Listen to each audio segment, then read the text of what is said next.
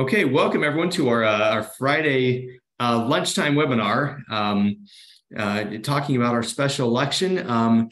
Do some quick introductions. My name is Justin Lee. I'm the Deputy Director here at the League of Cities and Towns.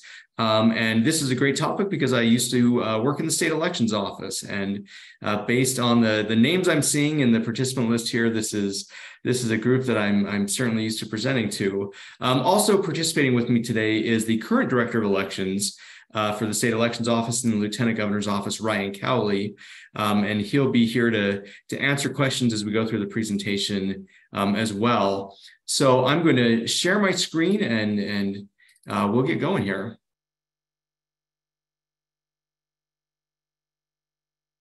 All right, so we're here to talk about the special election that's going on this year and talk about HB 2001 election amendments. I will say we're going to go through all of the slides before we take any question. There's only about 10 slides, but we'll get through all the slides and then we'll take questions. So if you have a question about a specific slide, hold on to that and we'll come back to it.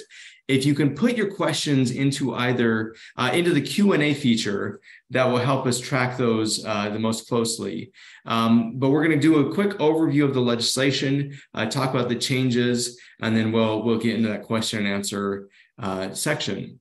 And this is scheduled to go an hour. We may not go an hour. That all just depends on the number of questions we have, but we're certainly willing to be here for an hour if we need to for those questions.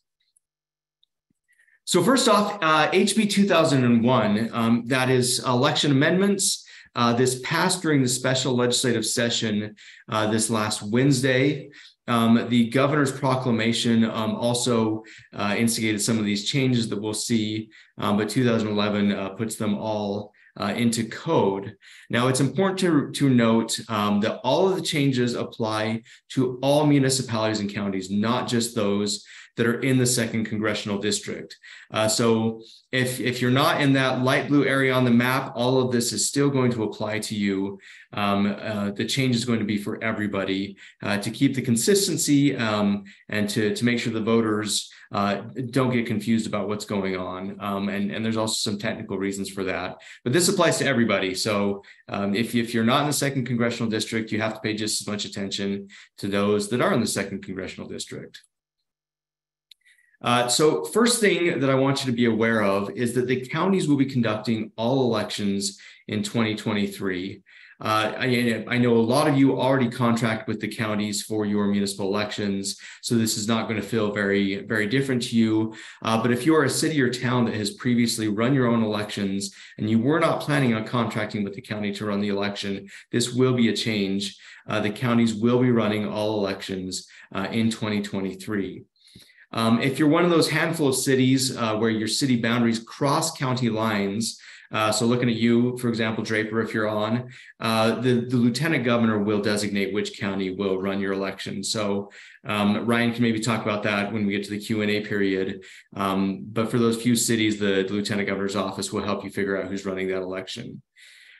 Your city and town council will remain the board of canvassers for both municipal candidates and for local ballot propositions.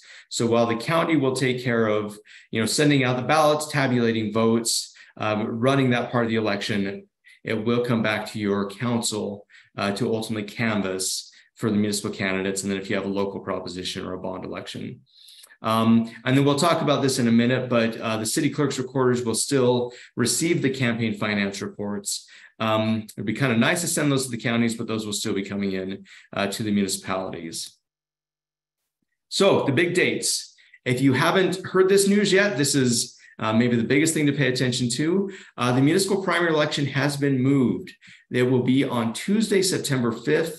Yes, that is the day after Labor Day. So the primary is no longer in August. It will be on Tuesday, September 5th. The canvassing deadline for that will be on September 19th. And then the municipal general election is moved from that first Tuesday in November, and it will be now held on Tuesday, November 21st. So Tuesday, November 21st is the municipal general election this year. The canvass deadline is December 6th for that election. A couple other changes. The primary election postmark deadline, because Labor Day is the day before the election, there's been a change made here where the ballots must be postmarked on or before Election Day. In previous elections, the postmark deadline has been no later than the day before the election. This will make it so they can postmark their ballot on Election Day, so long as it is received before noon on on September 19th, then that ballot can be counted. But the postmark is on Election Day, not before Election Day, as we've had in previous elections. So there's been a lot of questions about the cost of the elections and what the funds have been appropriated for. So if you are already contracting with the county, this is going to feel very normal. You'll pay the county the cost to run the election. If you haven't contracted with the counties before, this will be a little different, but the funds that you would have expended on your election, you will just now pay to the county to help run that election. Again, not too odd for a lot of you that already contract the counties. This is fairly normal. But if you haven't done this before, you'll need to contact your county, and I'm sure they're reaching out to you already about what those funds will look like. Now, the funds that have been appropriated through the legislation are not funds that have been appropriated for municipalities, since municipalities are already paying for elections. The funds have really been appropriated for the counties who do not normally run elections during a municipal election year, for those costs they would have above and beyond running the normal cost for a special election. So the funds are really there for the counties. There's not probably a lot, if any, that would trickle down to the municipalities, but just know that you won't be paying more for this election than you would normally be paying if you were running it yourself. The counties will just charge you what the cost is to run that election. And Ryan can maybe speak about that in just a minute here if we have any questions about that. Want to jump to the campaign finance reports. These reports, the law didn't change anything about when these reports are due. Because the deadlines for filing campaign finance reports are tied to certain days before or after the election date. Once the election date was moved, those campaign finance dates automatically get moved. So for a municipal, if you have a municipal primary, the report that due 7 days before is now due on August 29th. For the municipal general, the report that is due 28 days before the municipal general is now due October 24th. The report that is 7 days before the municipal general is November 14th, and the report 30 days after the municipal general is December 21st. So again, the dates will change, but nothing in the law changes the deadlines when campaign finance reports would normally be due. Now, if you do have a local ordinance, you may need to update that depending on how that ordinance is written for 2023. But if you still have it tied to a municipal general election date, you might be okay. But again, if you have anything additional or different in your local ordinances, you want to check in with your city attorney and with your council to make sure that those are up to date for this year. If you're one of those cities who are doing ranked choice voting, nothing is changing for you this year except the general election date. So that general election day will be November 21st, just like every other municipal election. Declarations of candidacy are going to remain the same. Those are August 8th through the 15th. None of that changes, just the municipal general election date will move. So if you're doing ranked choice voting, it shouldn't change too much for you. And that's the overview. So at this point, Ryan and I are happy to take questions. Let's see, the general canvass is Wednesday, December 6th, not Tuesday, December 5th. I may have just put that in wrong. Let's jump back there. No, Ryan, that's correct, Justin. The reason for that is with the Thanksgiving holiday, we felt like we needed to make sure that we gave the counties enough time because they're going to lose a couple days in ballot counting. So there will be one extra day for the canvass in that to accommodate for Thanksgiving. Okay, perfect. What about noticing? Will the county do that or the municipality? Ryan, I'll let you take that one. Yeah, I think the broad general notices will be done by the counties. You'll want to make sure that you communicate that with the county so we don't miss a notice in there.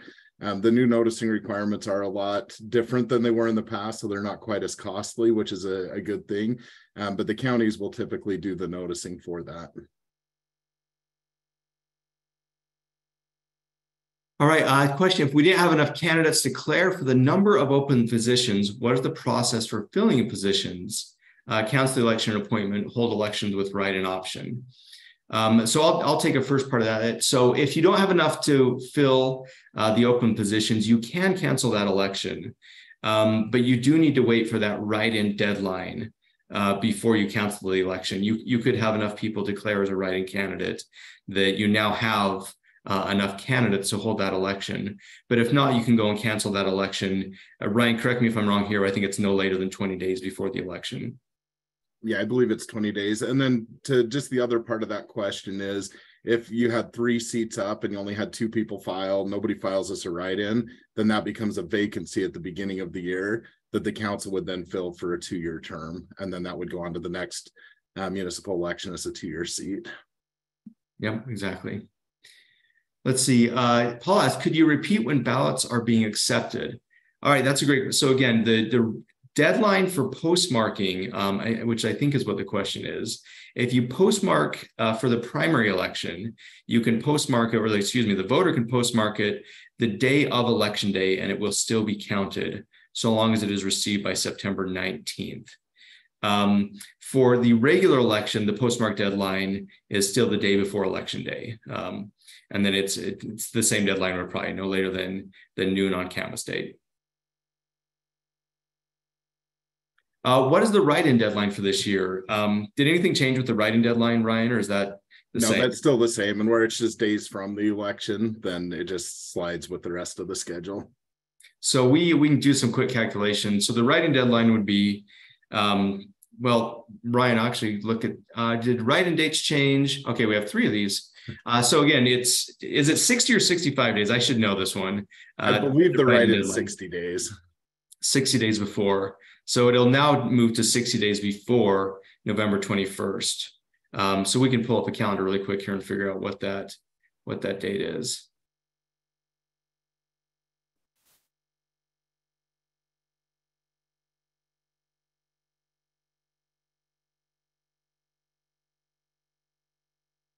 So while we're looking at the write-in one, question is ballots accepted on or before September 19th, as long as it is by noon. So long as it is postmarked on election day, and received before noon or by noon on September 19th, yes, that would be counted. Oh, that is a great question. And I hadn't thought about that one. Ryan, has the date changed for voter information website profiles? I know that we've got that. I'll have to look at that. We'll send that out to the city recorders. I think the deadline slides because I think it's 45 days before the election, if I remember correctly on that. So I think it just slides with it, but we'll make sure that we get some information out there that you can get to candidates. Right. I think that's right. And so the answer is yes. The date would change because it's tied to the election date. It'll still be that 45 days before. So Colleen said, yeah, for the municipal clerks, UMCA will be sending out their updated election checklist by the end of next week. And that is always a phenomenal checklist. So yeah, that's a good one to clarify.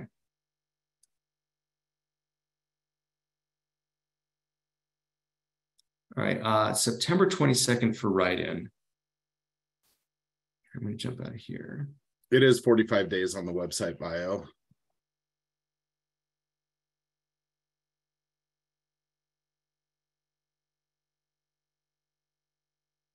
I think I'm just double checking. So yeah, Ken, I think you said, I think September 22nd is 60 days prior to the election.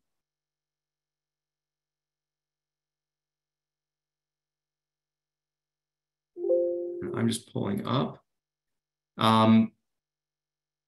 Okay, so it's, I'm just pulling this up. So 60, I think 65 days. So I'm pulling up 28,601.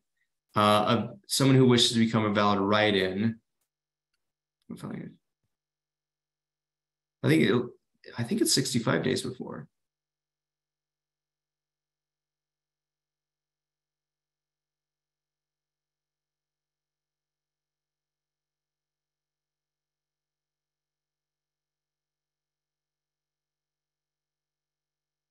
So I think we need to look at 65 days before for the write-ins.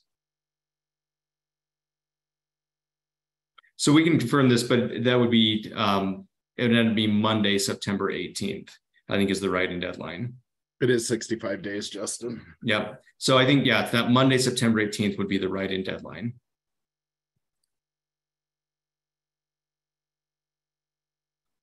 Okay, next question we have, is there a date candidates can begin submitting their bios to the voter information website?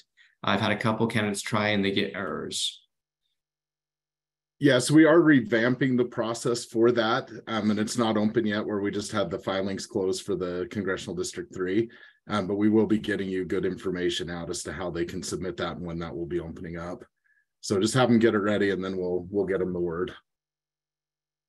I do appreciate the candidates who want to get that out. And Ryan, correct me if I'm wrong, but even if someone puts in their bio, it won't go live until a certain date, right? It doesn't immediately go live. Yeah, we do all of those at one time, so nobody gains an advantage over another candidate. They all go live at the same time.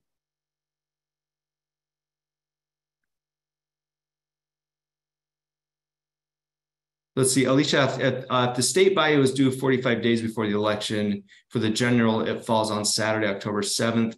Would that be moved to the following Monday? Yes, it would.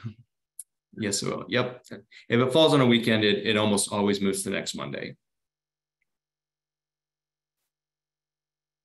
Let's see. So write-ins can file from now until September 18th. That is correct. There's no start date beyond the normal declaration for a write-in to file. So someone could file as a write-in right now.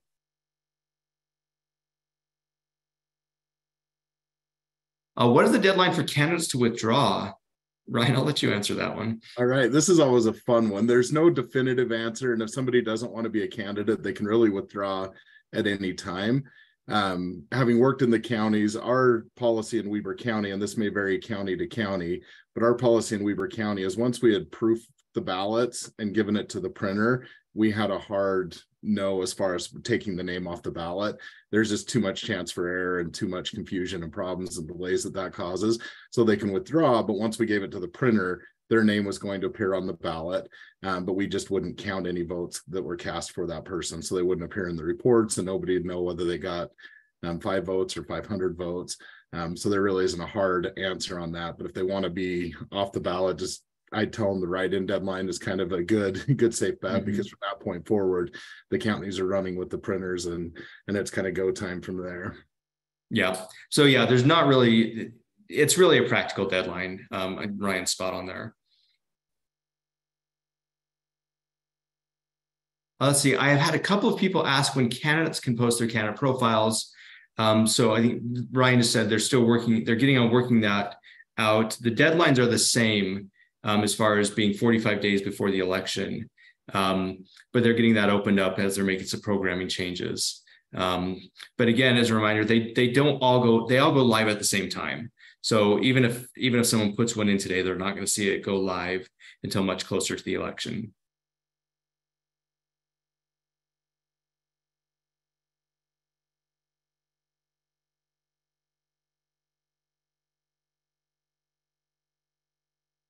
Let's see, look in the chat. Okay, we got that one.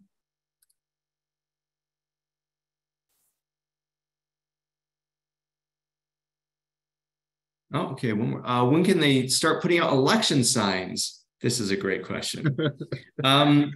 The quick answer is if someone's running for president in 2050, they can put out an election sign now.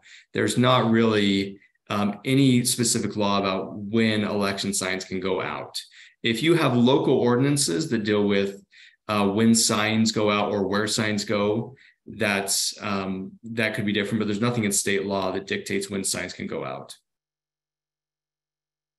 And there's not really another one. There's not really a rule about taking them down either. if someone wants to put a sign on their lawn, all your normal sign ordinances apply. But there's not really anything in state law that says when signs can go up or when they go down.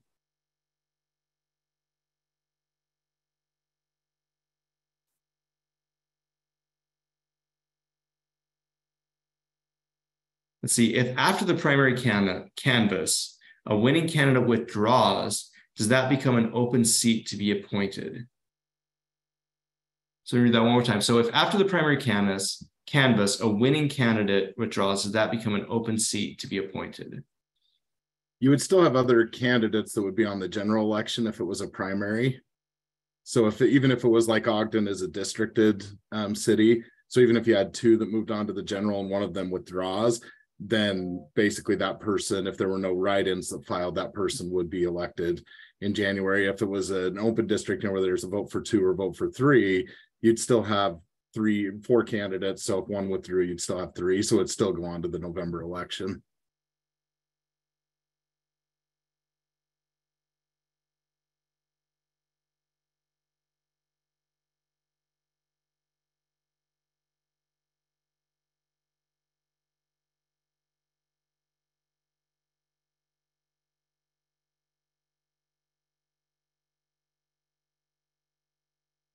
All right, any other questions?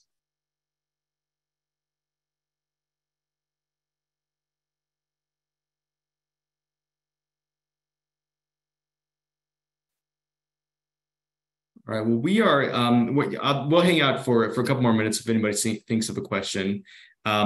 We are planning on, we have recorded this, we're planning on distributing it. Feel free to share this with whomever you like. We'll send out the slide deck as well. But if you want to send this to candidates, to council members, to anybody who wasn't available, we'll make sure that this is shared.